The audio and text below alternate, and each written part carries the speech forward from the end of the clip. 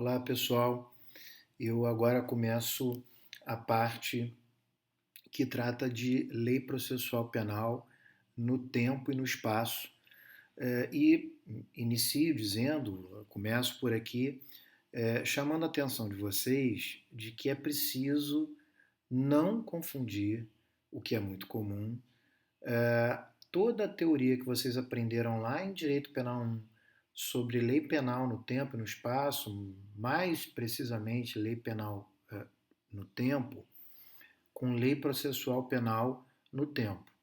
São duas coisas diferentes, são duas regulamentações diferentes, são duas compreensões teóricas bem diferentes. Tá? Então, por favor, não confundam uma coisa com a outra. Bom, eu começo pela parte que me parece mais simples, que tem menos controvérsias, que é a lei processual penal no espaço. A lei processual penal no espaço, ela, eu posso resumir uma regra geral bastante interessante de que a lei processual penal ela é comum a todo o território nacional. Isso decorre da competência legislativa privativa da União, lá no artigo 22, inciso 1 da Constituição.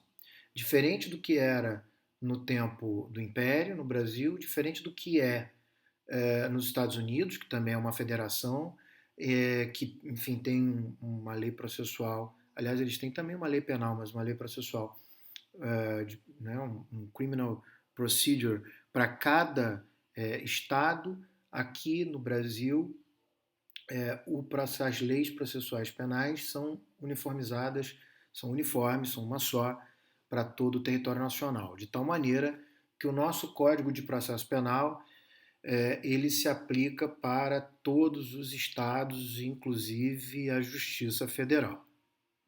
Dito isso, eu preciso agora entrar em pequenas exceções, tá?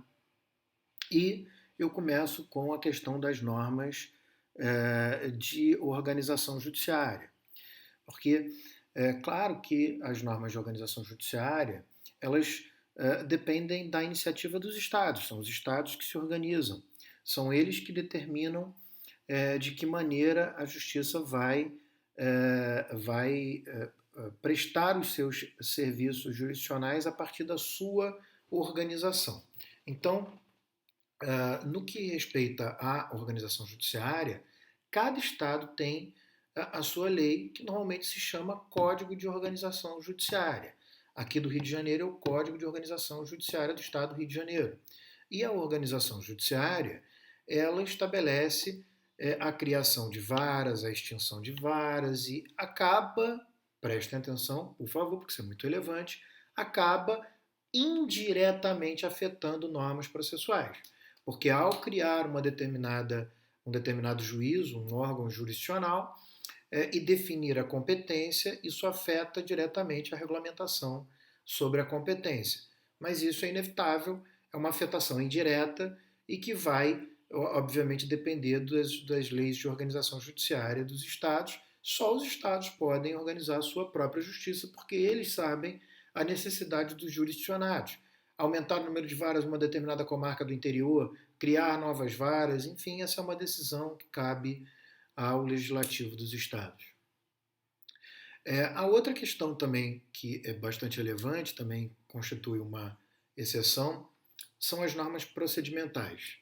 Essas, diferentes das de organização judiciária, elas que não, as de organização judiciária elas não têm natureza processual, elas afetam as normas processuais. As normas procedimentais elas têm natureza processual, elas são normas processuais, tá? Mas a Constituição prevê no artigo 24, no inciso 11, que elas são de competência legislativa concorrente.